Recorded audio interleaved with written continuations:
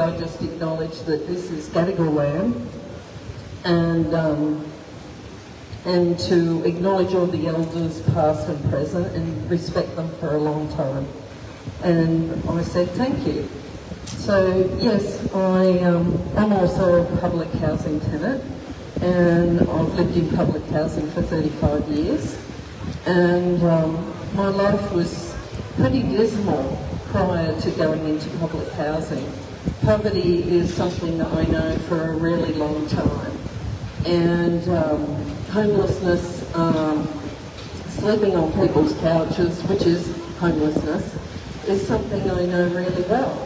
And it's really appalling that the government now is just carrying on the same crap that was going on before the election. It's really no different, maybe it's even worse. Everybody needs a home. Public housing is one of the biggest solutions to getting out of homelessness, and it's a basis for getting out of poverty. It's, you know, just one of the many things, because, you know, there's mental stability, health, so many things that improve if you've got a stable home that's clean and safe. And unfortunately the government is falling short on all of that. We don't want social housing. Social housing is just privatisation. It's some new buzzword that hasn't been around as long as I've been in public housing. It's just a way to erase public housing, because community housing and not affordable housing is, those are things that really, public housing is community housing, is affordable housing, and it should be available to everyone. There should be more public housing, not all this demolishing of public housing that's going on. It's simply nonsense that the government claim that they're building more housing when they're actually throwing money at developers. Anyway, that's my take on it anyway. Anyway, my name is Chuter, and I am part of Action for Public Housing. I'm also Civil for City Palestine. Yeah, I'm lucky. I'm in public housing, and I have a multi-million dollar tender that we don't have a clue what they're doing to our tender, because they won't tell us. We live in a building we're lucky to live in that is infested with German cockroaches that carry E. coli and salmonella. How's your lunch over there, guys? Imagine if you had a German cockroach on your table like I do. Anyway, let me continue. We suffer from daily antisocial behaviour. We have client service officers who think it's okay just to knock on the door because there is a ventilator. No, never, ever do they come and help us with any problems. We have used needles in our common rooms. We have fire escapes with keys on them. So if there's a fire, we can't get out. We have a man in our building, and I can tell you this for sure, who has a PVO against him, who's still living next door to the woman that he assaulted, or allegedly assaulted. He blocks the hallway every day with his mobile scooter, meaning that the residents can't even evacuate from a building that's had a fire. Can I also remind you that on the 21st of July last year, somebody got murdered in my building. Somebody was found dead there this year. It took them 3 weeks to find out she was dead. We have started a residents collective, and by doing that we are hoping to bring together residents to help with the community morale and help get something from public housing. Now, before I go, I need to call out a few people, right? Because I'm fed up with politicians, I don't know about you. So let's start with the new portfolio for public housing, Zan Maxwell, who declined to come and talk today when this is his portfolio. portfolio. Shame! Shame. Let's talk about our Prime Minister. Sorry, not my Prime Minister. I didn't vote for him. He just bought a $4.3 million luxury apartment on the Central Coast. Shame. And while we're at it, let's talk about Dutton. A luxury beachfront house on Millionaires Row in the Gold Coast, a Townsville shopping centre, a resort home on Norton Island, a sprawling 2-acre family home on Brisbane outskirts, an apartment in Canberra, and an upmarket investment property in Brisbane CBD. Can we also at this point mention that Albanese is listing 2 electoral offices. One is in Marrickville and the other is somewhere in Alexandria. So if you want to talk to our Prime Minister, good luck, because nobody knows where he is. Anyway, I've finished now, and I'm going to go back to Andrew, who's going to start some chat. Housing justice. When do we want it? Now. Housing justice. Now. Housing justice. Now. Wonderful. Okay. Our next speaker is Karyn Brown. She's a Waterloo community leader, a member for Action for Public Housing. She's a tireless advocate in her area, in the public housing estate there. And she's also been active in Waterloo Public Housing Action Group. Welcome, Karyn. Hi everyone, thanks for coming. I'd also like to acknowledge that we are on land stolen from the Gadigal people of the Eora Nation, that it always was and always will be Aboriginal land. I'd like to pay my respects to elders past, present and future. Okay, we just heard about the Prime Minister's new house. The Prime Minister says owning a home is the great Australian dream. Well, currently an Australian, because I never dreamed of owning a home growing up. I just assumed I would have somewhere to live. I assumed that everyone would have somewhere to live, because I could not imagine why that wouldn't be possible.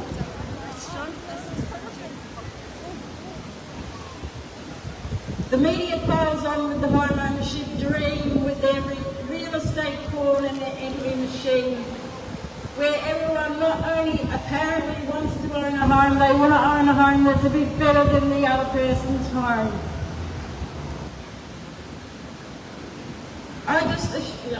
Housing is a necessity, not something to dream of, to aspire to.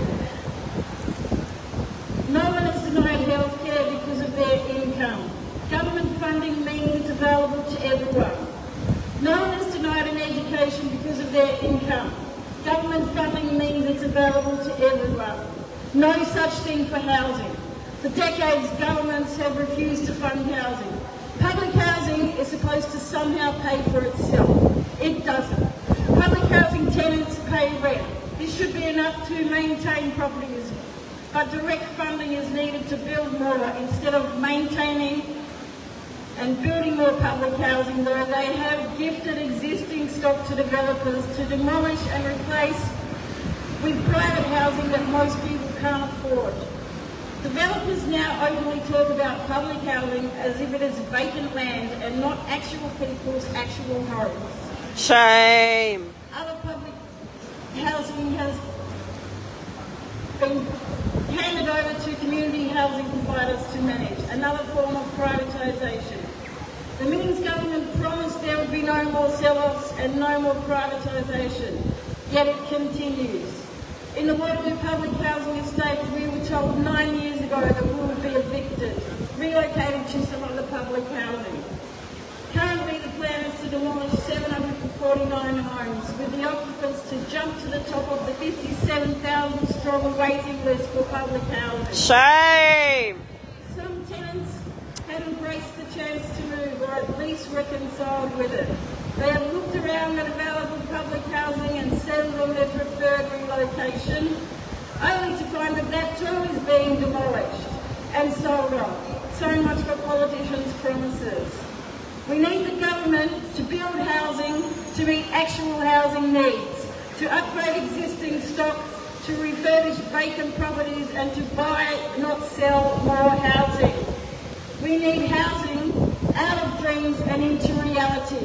When housing is a right guaranteed by our society, we can choose our own dreams, whatever they might be. Woo! Housing as a human right. Housing As a human right. Woo! Housing is a human right. Housing is a human right. Housing is a human right. Yes, we can.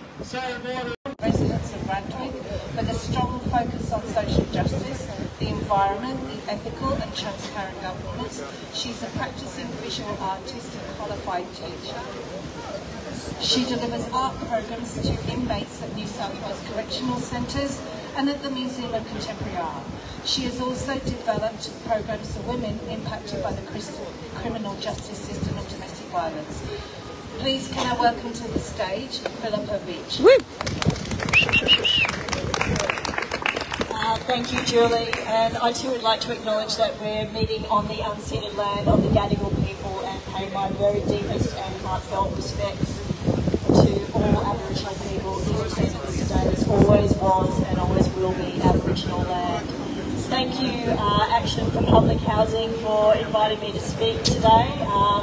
We've also got a number of other councillors here from Inner West, New Sydney and Bayside, so thank you also to the Greens councillors who've come to support this very important action here today. Over the headline in the Herald this morning said that the cost of housing is one of the #1 causes for the decline in the Australian birth rate. People literally cannot afford to have children and raise a family. This was on the front page of the paper today. If that is not a sort of wake-up call to where we are at in terms of the housing crisis, I don't know what else is going to make the politicians in our state and federal parliaments wake up and take notice. Do you have to be a millionaire to be able to afford to have kids? Like that is that literally where we're at? If you're poor, does that mean you are somehow kind of sterilised, literally, from housing and from having those fundamental human rights? If you want to raise a family and have children, that is now being denied to so many people in this country.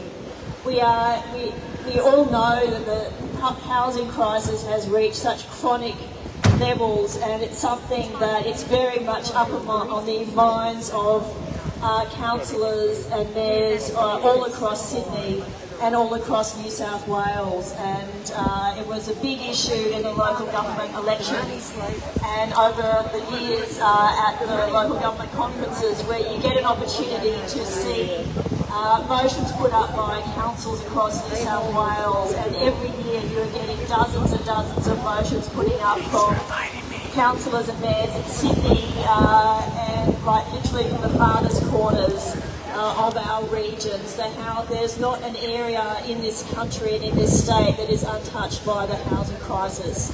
And you're getting people who are just literally having to move every year, pack up themselves, pack up their kids. Their kids are having to change schools. So the knock-on effects are just devastating for people, and the effects on their community, they're ripping communities apart. They're ripping individuals apart. People are having to just go miles to get to work. And in somewhere like the city of Randwick, where I live, which is one of the most expensive places probably in the world, actually getting people to afford to come and teach at the schools, work at staff the hospitals, and even at places like Long Bay Jail where I work. People are coming from miles away across town. It's a disaster. The privatisation of public land that we're seeing, coupled with the lack of investment in housing, is a crime. I don't know why it hasn't been looked into more deeply, because the long-term effects of the privatisation of key Crown land sites in areas such as Waterloo, in Randwick City and all across Sydney is going to have impacts for generations to come. We will never get that land back. I don't know where we are going to build more public housing. The impacts on the residents there now are absolutely devastating.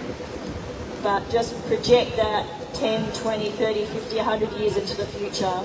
If we are hoping to, you know, maintain our population and grow our population, where are people going to go into the future? There will be no way of reclaiming this land back. Not only that, the areas that are being handed over to these conglomerates, these social housing providers, there is no covenants on them.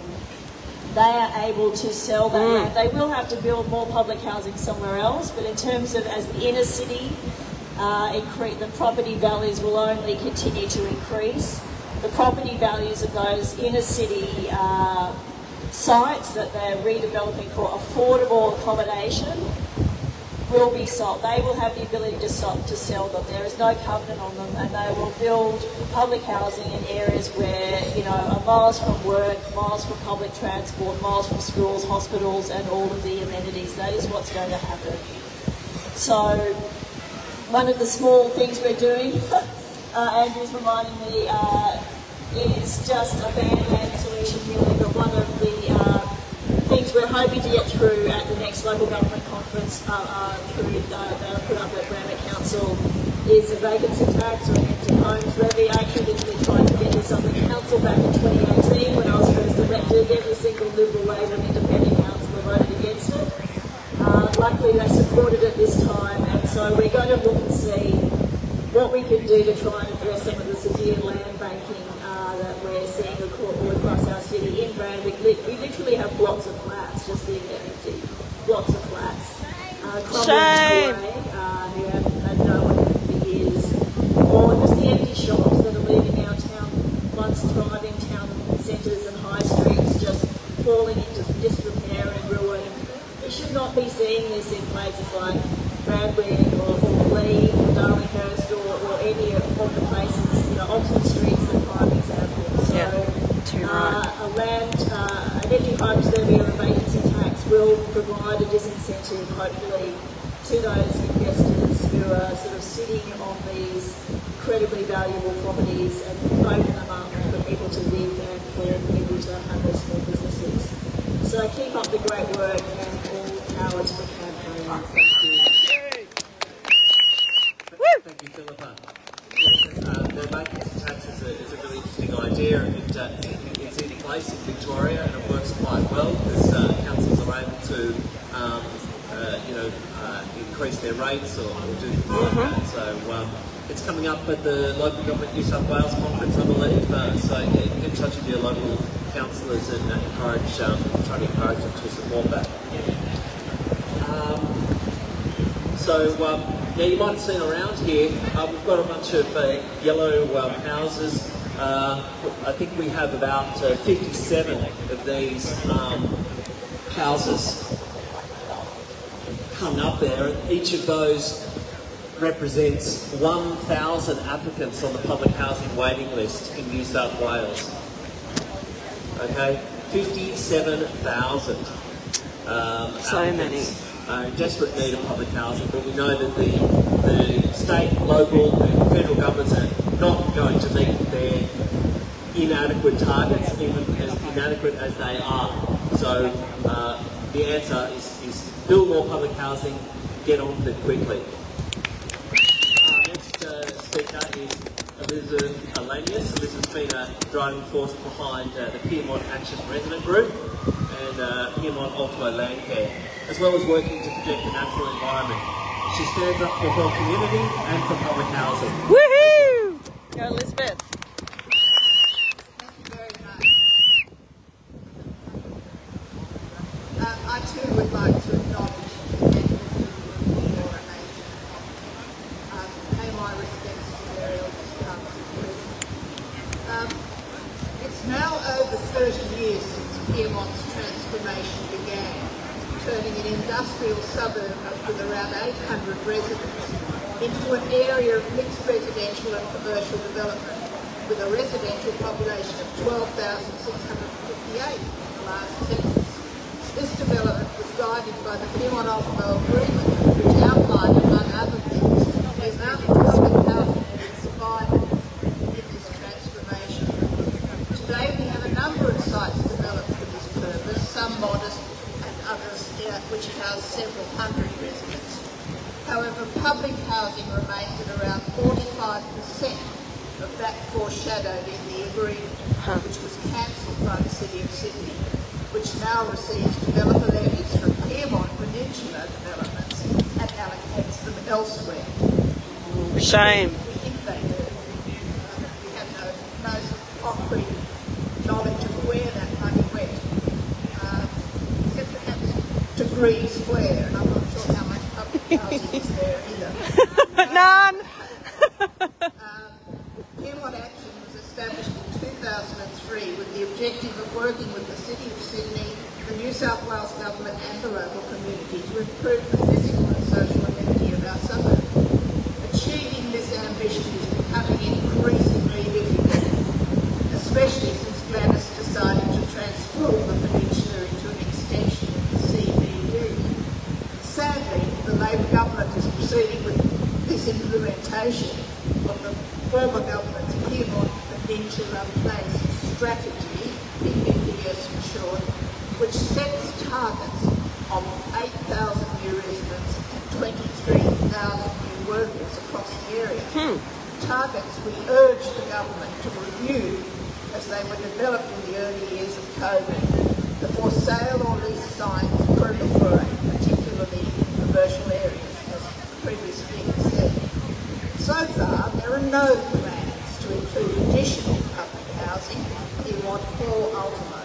Shame! The levies raised will pass to council to allocate, but it won't be Piedmont or Ultimo if the more detailed plans currently on exhibition by council are implemented. However, we are grateful that the city has managed to reach the targets without having to redevelop virtually all the public housing sites across the peninsula, as proposed by the Department of Planning in its PPPS implementation. They labelled them sites capable of change. We all know what that means. The government is now in the process of identifying tenderers to transform the western shores of the peninsula into yet another high-rise foreshore development. The Black Rock Bay State Significant Precinct Strategy, I love that. It encompasses the existing fish market site as well as privately owned sites lining the bay. This huge redevelopment project was generated by the previous government and is now embraced by the Veitch government in its push to increase supply of housing in Sydney. The 36-storey towers with harbour and bay views will certainly increase the supply, but of housing totally unaffordable for key workers such as nurses, students, emergency services workers, abused women, and the list goes on. There is absolutely no provision for public housing here. Shame! There have been so many opportunities to allocate sites yet undeveloped for public and affordable housing. One such site is the former council depot at the corner of King and Water Street. This 1.3 hectare site has been sold by the council to a private developer for mixed residential and commercial development. No public or affordable housing. Shame! Over recent years, all we have seen is the sale of people's homes for private development, and of course we've got people here fighting that. The serious building, the rocks,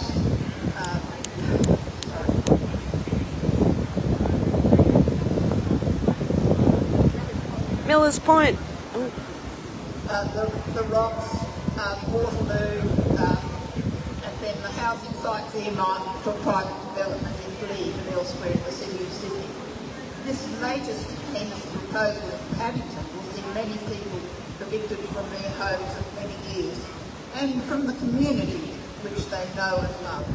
It's disgraceful Shame. We call on both the City of Sydney and the New South Wales Government to prioritise provision of public homes in its push to increase supply, not palaces to be purchased off the plan by wealthy investors, some of which will remain empty, awaiting resale at a much higher price.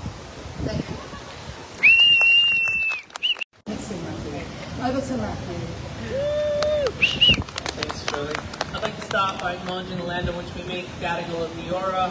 My respect to elders past and present. This always was and always will be Aboriginal land.